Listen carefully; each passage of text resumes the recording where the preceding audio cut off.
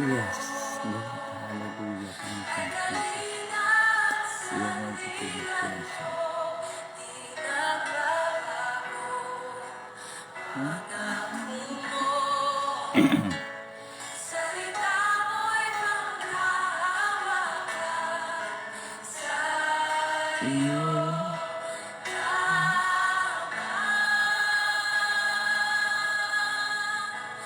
Katagpuan sa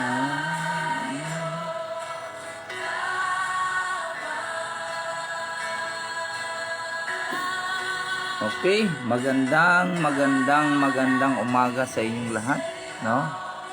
Mga kapatid ko sa Panginoon, salamat.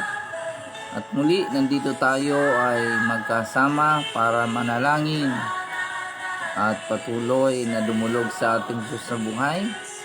No, this is the Lord day again, no? Para po sa ating sama-samang pananalangin. Kaya good morning sa bawat isa, kay Nanay Baby Adia, good morning kay Sister, kay Sir Romualdo Rabaca, good morning kay Elder Anita Ong, good morning po. Pagpalain tayong lahat ang ating Diyos na buhay. Kay Sister Clarita Ricto, kay Sir Clear, Kuya Nestor Ito, good morning kay April, good morning. Good morning sa Jones, kay Lico family, no? Kay Claudio, good morning. Gising na po si Claudio, Okay, good morning sa inyong lahat, mga kapatid. Bagamat ang iba hindi pa nakapag-sign in, no? Pero nandyan po sila ngayon. Good morning. Good morning kay Ate Babes Barsibal. Saan na po kayo para mabasa ko yung mga pangalan. Good morning kay Sister Nora Aniri, no?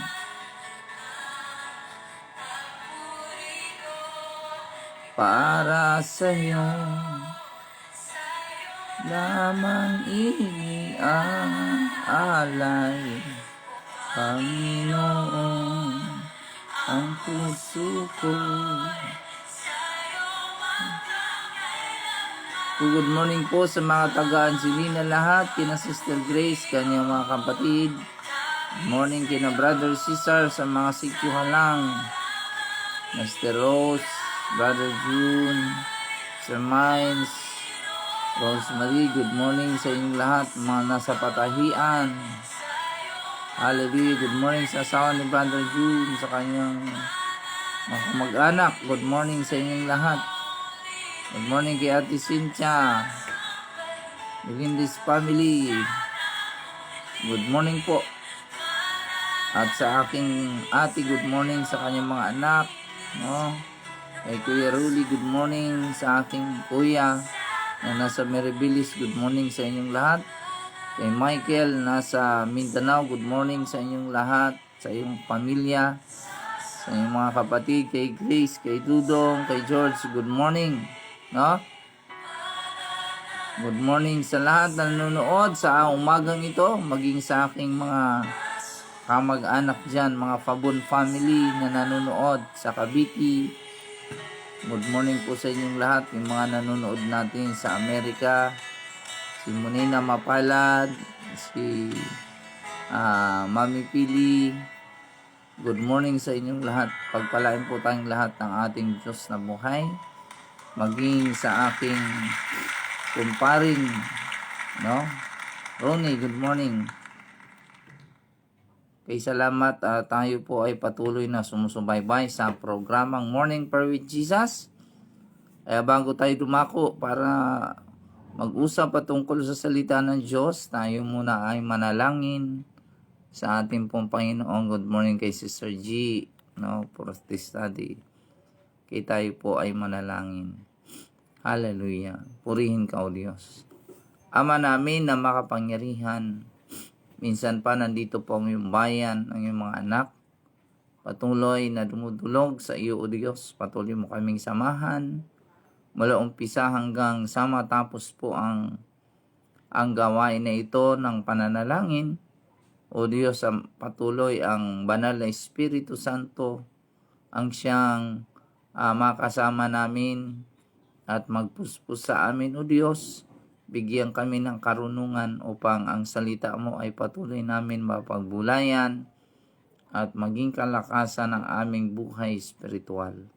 Kaya salamat po, O Diyos, lahat ng naging kasama ko ngayon, nabanggit ko mga pangalan. O Diyos, pagpalain niyo po, O Diyos, ano man po ang kanilang kahilingan, ikaw ang Diyos ang katugunan. Kaya sa umagang ito, O Diyos, patuloy ka naming sasambahin, luluwalatin sa Espiritu at katotohanan. Mula umpisa hanggang sa matapos po ang programa, ikaw maghari at maitaas. In Jesus' name, this is all our prayer. Amen, amen, amen. Okay, morning muli, no, sa ating pong lahat. At ngayon, ating pong basahin ang Word of God. Dito po sa aklat ng Romans chapter 16, mula sa verse 19. No? Sabi po dito sa verse 19, sapagkat ang inyong pagtalima ay naging bantog sa lahat ng mga tao, kaya't nagalak ako tungkol sa inyo. Datapwat ibig ko kayong maging marunong sa kabutihan at musmos sa kasamaan. Verse 20, at si Satanas ay dudurugin ng Diyos ng kapayapaan sa madaling panahon sa ilalim ng inyong mga paa. Ang biyaya nawa ng ating Panginoong Hesukristo ay sumainyo. Purihin po ang salita ng ating pong Panginoon. No? Hallelujah. So, tunay nga po na ang salita ng Diyos, pag ito po ay ating sinusunod, no? Ang mga nagtuturo ng salita ng Diyos para po sa atin, siyempre sila po ay nagagalak, no? Isang kagalakan para sa mga nagtuturo, para sa mga lingkod ng Diyos, na kapag nakita namin ng aming mga tinuturuan ay nagagalak sila at talagang masaya, no, na tinatanggap ang salita ng Diyos sa kanilang mga buhay. Tunay nga po na grabe ang aming kagalakan. Amen? Bakit po? Kasi siyempre nakikita namin na sinasabuhay ninyo ang mga salita ng Diyos. At ang salita ng Diyos kasi kapag ito'y sinasabuhay po natin, ito po ay merong kapangyarihan. No? Ito po ay nagdadala ng buhay na walang hanggan. Ito po ay nagdudulot ng mabuting pamumuhay, ang salita ng ating pong Panginoon. So ang salita ng Diyos hindi lang to display at binabasa, kundi dapat ito po ay sinasabuhay, no? Yun po ang kailangan po natin, mga kapatid. Kaya kaming mga manggagawa, mga messenger ng Word of God, no?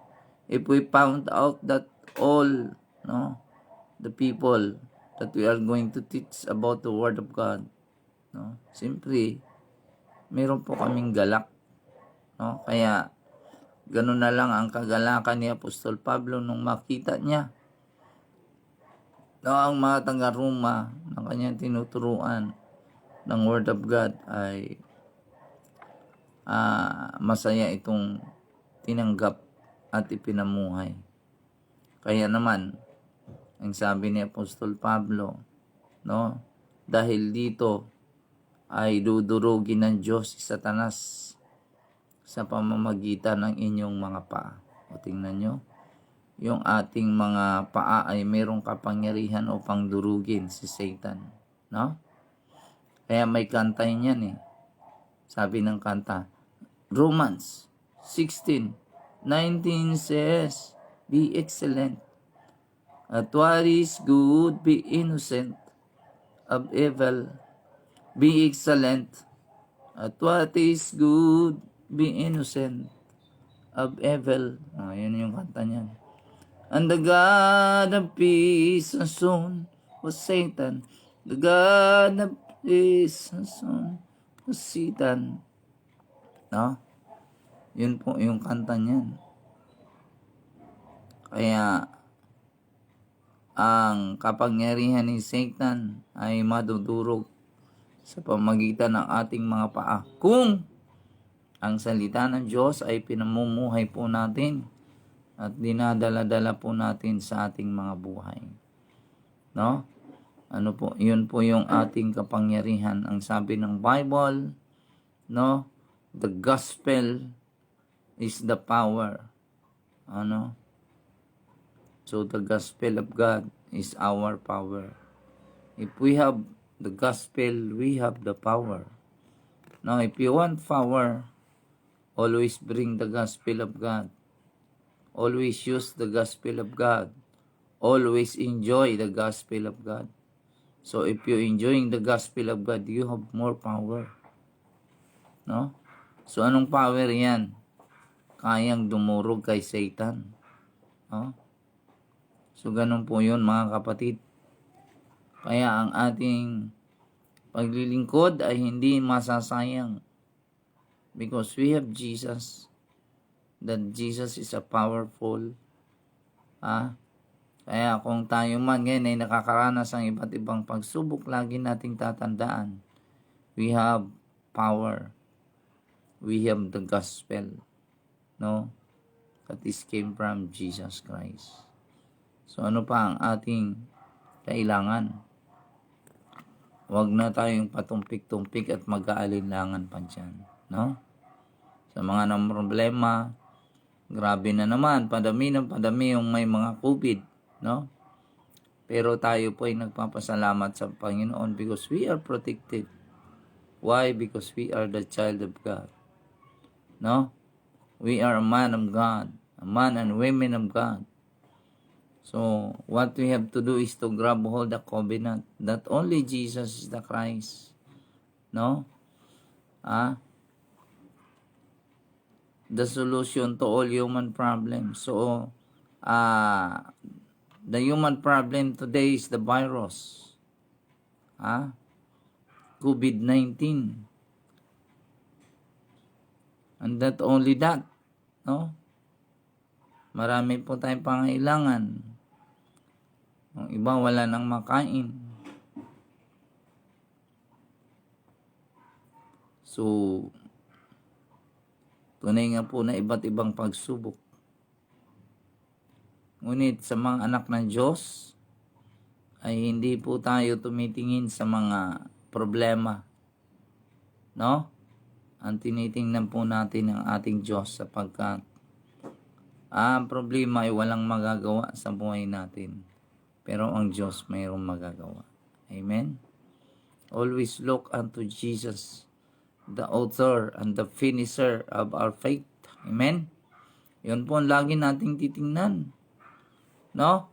Na siyang author, siya yung finisher ng ating pananampalataya. If we have Jesus, we have everything in our life. No? Wala na tayong hanapin pa, kundi si Jesus. Kaya sa simbahan dapat nandoon tayo.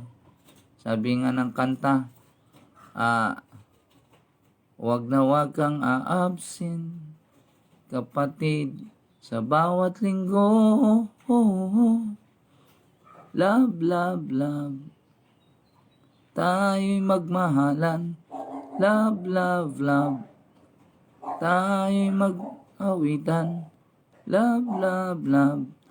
Tayo'y mag-awitan kay Lord. Diba? Hanapin kita sa upuan mo. Wag na wag kang a-absent, kapatid, sa bawat linggo. Diba? Yun ang ating gagawin. If you want to be strong in the Word of God, Siyempre, tuwing mga gawain, lagi kang present. No, yun naman. Enjoying the Word of God is always present. No? In every activities that we have in the churches. No? That we have in the Lord. Kami next week, sa Monday, start na po yung ating RBBS. No? So, madami na po yung bata namin na nag-aantay. No? So, we have to start next week. So, orientation ng Monday. Pagdating ng Tuesday hanggang Friday ay teaching na sa mga bata at Saturday po yung ating graduation.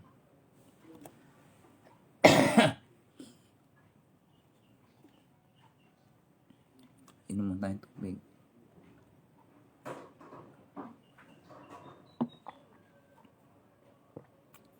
Kaya ganun, tuloy-tuloy po yung ating activities. So, hindi po tayo nawawala, no? Hindi po tayo nagkukulang at nagpapabaya. Okay? Kahit yung aming Sunday worship every Sunday, tuloy-tuloy po yan. At nakikita nyo naman po, lagi siyang full, no? Madami ang ma-attend, no? So, salamat po sa Diyos sapagkat tayo po ay hindi pinapabayaan ng Diyos, no? Sabi nga, God is with us. Ang Diyos ay sumasa atin, no? Sabi ng Lord, I will never leave you nor forsake you. Bakit yun po yung ating hinihiling sa Diyos? Na we can worship God, no? We can glorify His name, no? In behalf of this pandemic world, pandemic generation today. But no one can stop all the children of God to worship Him in spirit and in truth. No one can hinder, no one can block the gospel. No one can block the enjoyment of Christianity, the enjoyment of children of God to worship our King, the King of Kings and the Lord of Lords. So, yun yung ating prinsipyo. Kaya salamat sa Diyos. At meron tayong programa na ganito, Morning Prayer with Jesus. No? Upang ito po yung maging gabay at makaabot po doon sa mga taong hindi po natin naaabot physically. But ngayon naaabot po natin sila through Facebook, through our page. So, every one of us, don't forget to invite, don't forget to like, and invite, especially to your friend, nasa ibang bansa man sila, no? Invite nyo po sila. I-send po yung ating video para sila po ay maabot at makakilala din po sa Diyos. Amen? Tunay nga po na tayo ay mahal na mahal po tayo ng Diyos. Ang Diyos po ay hindi namimili ng tao, kundi ang tao lang ang namimili ng Diyos. Amen? Kasi yung iba gusto nila yung maliit na Diyos, gusto nila yung malaking Diyos. No?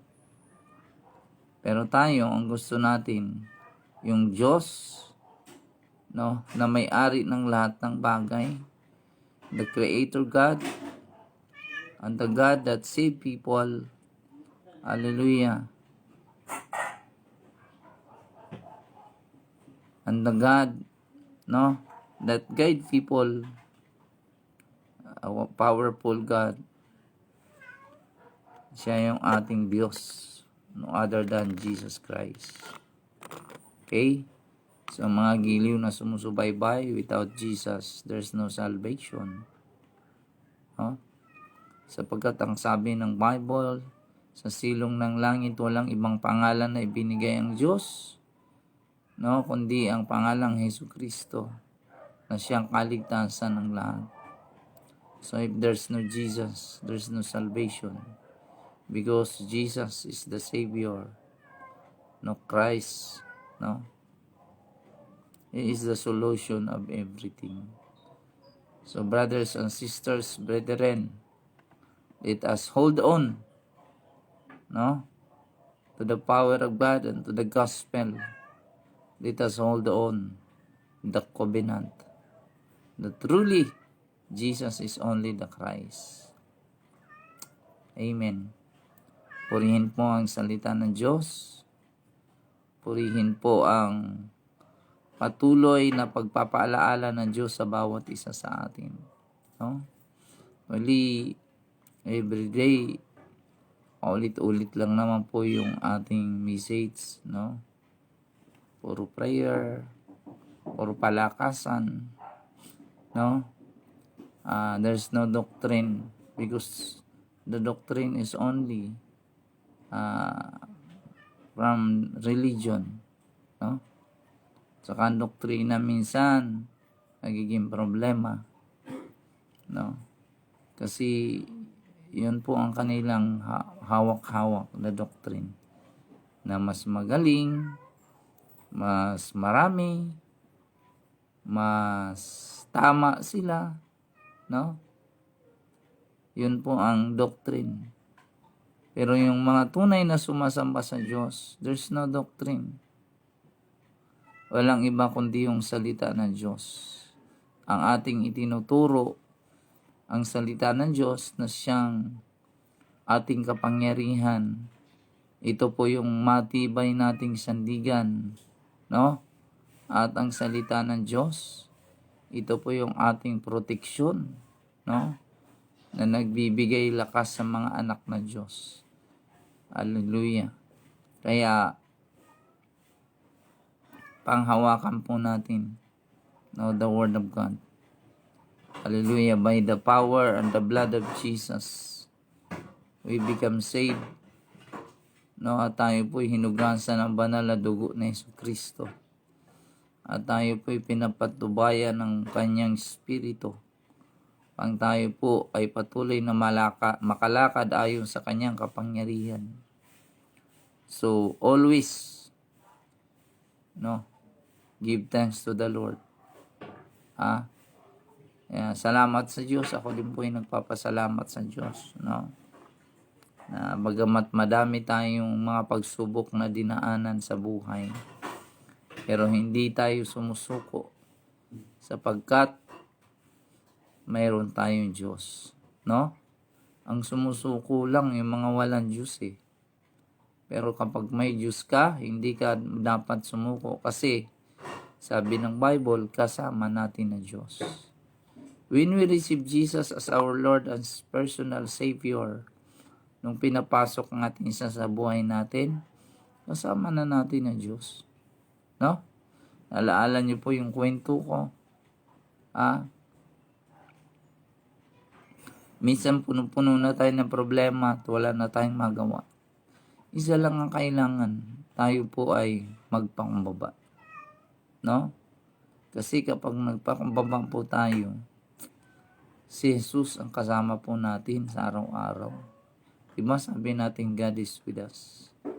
Pag may problema tayo, halimbawa, kaharap mo si Satan, may problema ka, no? At wala ka nang magawa, hindi mo na kayang labanan si Satan, because you have full of problems sa buhay mo. Ang gagawin mo lang, dahil kasama mo naman si Lord, hayaan mo si Lord ang makipaglaban, hindi ikaw. Kung pagod ka na, hirap ka na, hindi mo na kaya, ibigay mo kay Lord, no? Huwag nating suluhin ang problema. Diba? Marami nagsasabi, pagod na ako, hindi ko na kaya. Alam mo ba kung anong pwede mong gawin? Magpakumbaba ka. Sabi nga po, lumuhod ka, dumapa ka. Kapag lumuhod ka, dumapa ka sa presensya ng Lord, no? Ngayon, si Satan na humaharap sa iyo dahil ikaw ay lumuhod at dumapa. Ang haharap kay Satan ay hindi na ikaw kundi si Jesus Christ na nasa likod mo. O kita mo? So, huwag natin suluhin ang problema. Ibigay natin kay Jesus sapagkat si Jesus ang solusyon sa lahat ng problema na mayroon po tayo. Okay? Ako ganun po. Ang dami-dami ko pong naranasan problema. Siyempre, una, may mga problems po tayo. Number one, sa ating family. No? So, ako, napakalaki yung aking family. No? Sa ngayon, I have 6 children na kasama. No? At may trabaho yung iba, kaso nga lang 3 araw, 2 araw. So, siyempre, sino po yung nagpo-provide ng pangailangan? Si Papa pa rin, no? Ang problema, mayroon tayong karamdaman. Pero salamat sa Diyos sapagkat bagamat ako'y nakaupo lang dito nangangaral, nagla-live, no? Pero may inihanda ang Diyos, no? Para sa ating pangailangan financially. So God, no, is in control. No, if you are in the Lord, hindi kanya pababayaan.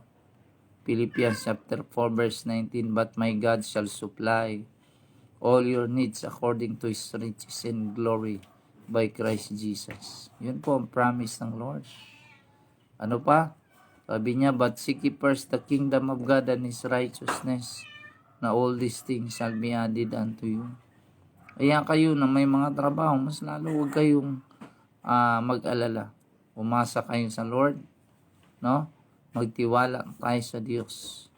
Anumang problema meron po tayo, ang Diyos ang siyang magsusolve sa mga problems natin. Okay? God bless everyone. Tayo po ay darako sa ating panghuling panalangin. Kaya tayo po ay humawak sa presensya ng Diyos, no? Kung may sakit man tayo, hawakan natin yung ating mga sakit, karamdaman. Ano man ang ating mga prayer, isipin na po natin at ating pong ipagkatiwala sa Diyos sapagkat ngayon ay tutugon ng Diyos at palalayasin ng Diyos anumang gawa ng kaaway. Okay?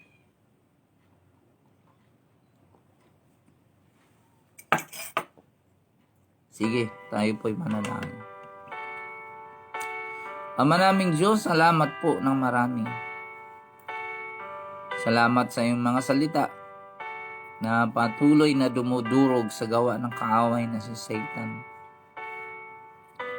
Sa oras na ito, we come to your presence, O God, with a humble heart. Hallelujah. With a faith that we have truly Jesus. Father God, in the mighty name of Jesus, we come to your presence, Father. Hallelujah. We grab hold the covenant. We grab hold the gospel. We believe that Jesus is only the Christ. Is the King of Kings and the Lord of Lords. Is Jehovah Jireh and Jehovah Rapha. Kaya sa oras na ito, Ama, tinatas ko po lahat ng mayroong sakit at karamdaman. Physical, spiritual, and emotional fatigue. I pray, Lord, for the complete healing through the power of the Holy Spirit, through the blood of Jesus. Father God, you promise us that you will never leave us nor forsake us. Father God, you promise us, hallelujah, that whatever we ask, O God, in the mighty name of Jesus, you will answer us, O God. Hallelujah. You promise us, O God, in your word, call unto me and I will answer thee and I will show you. No? Yung mga bagay na mahiwaga na sukat hindi namin maunawaan. So Father God, we claim these promises today. We claim these promises, Lord, in the mighty name of Jesus. So thank you, Father God, for all the people that they are sick right now. Hallelujah, just like Sir Baby Ambida, Mommy Philly, Melchor, O God, in Jesus' mighty name.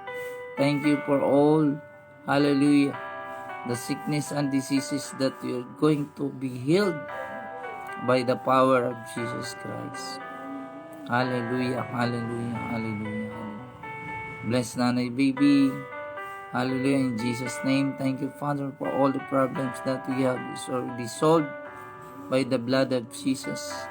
I know, God, that ikaw po ang kikilos gagabay. Thank you sa bawat isa na ngayon ay kasama ko, Panginoon, sa pananalangin. Bless niyo po yung aming gawain mula sa Hansarang Mission Church, from main church to regional churches, O God.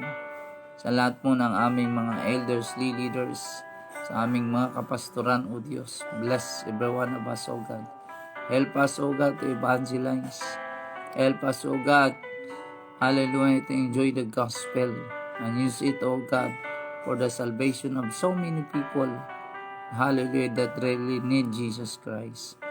Father God, thank you so much sa aming bansang Pilipinas. Palayan niyo po ang aming presidente, bigyan mo siya ng kalakasan pag mapagtagumpayan niya yung problema, suliranin ng buong Pilipinas. Salamat po, dakilang Diyos, sa lahat ng kapatiran ko sa iglesia. Bless niyo po ang bawat isa. Halo sa oras na ito, tinatas ko ang lahat ng mga kapatirang nanonood sa aming programa. Minsan pa, taga Sitio Halang, Angelina, Panginoon, hallelujah, taga Sitio Maligaya, taga Burol, Panginoon, Teresa. Palain niyo po, Diyos, sa Panguna, Sister Clear, Sister Annalyn, O God, sila April, Panginoon, Ameline, Amitel, hallelujah. Bless niyo po sila, Sister G, O Diyos, hallelujah, ng mga nanonood, Panginoon, sa programa na ito. Aking ate, ang kuya ko po ng kanilang buong sambayan, I pray, Lord, also sa aking kapatid, hallelujah, Ate Los, for the complete healing, the mighty name of Jesus. I pray, Sister Loida, Panginoon, hallelujah, sa Paranaque. Thank you, Jesus. Thank you, Jesus. Hallelujah. Purihin ka, Panginoon, sa buhay ni Father Junjun Adja, Sister Gina Adja, Panginoon, Melindez family, Nico family, Panginoon, bless you po, Diyos. Hallelujah. Bawat isa. Kay Brother Ronnie Gamo, Panginoon, salamat po na marami. Brother June, Brother Cesar, Sister Rose, Rosemary Mines, O God. Palayan po ang kanilang buong sambayan. Tuloy ko silang tinataas. Hallelujah, in the mighty name of Jesus. Bless my family, from my wife, O God, to all my children, maging sa pamilya ni PJ, O God. Bless niyo po, O Diyos, ang mga churches na amin pong hinahawakan, na pinagkatiwala niyo po sa amin. Nawa, patuloy pa itong mapalago ang iglesia, O Diyos, patuloy pang maraming maligtas sa pamagitan po ng iyong mga lingkod. So thank you so much, Father God. We give you all the glory and honor. Hallelujah. And this is all our prayer. Father God, we thank you so much sa iyo pong katugunan sa aming mga panalangin. Ngayon at magpakailanman, patuloy ka lang pupurin pasalamatan. In Jesus' mighty name, Lord, thank you so much. Maging sa mga kapastoran, mga kasamahan ko sa ATM, mga kaibigan kong pastor, pagpalain niyo po nanonood sa program na ito, si Joshua, Pastor Flores, God, bless them, O God, in the mighty name of Jesus. Thank you so much. In Jesus' name, amen, amen. Thank you din po kay Sister Anita, Lord, bless them, their family, in Jesus' name, amen. Okay, salamat po ng marami mga kapatid. Ang oras po natin sa buong Pilipinas alas 6:36 po ng umaga. At ito po ang lingkod. Hindi na po magpatuloy na patumpi pa kasi sobra na po tayo sa oras. No? At salamat po hanggang sunod uli na araw mula Lunes hanggang Biyernes. God bless and bye-bye to everyone. Jesus is the Christ.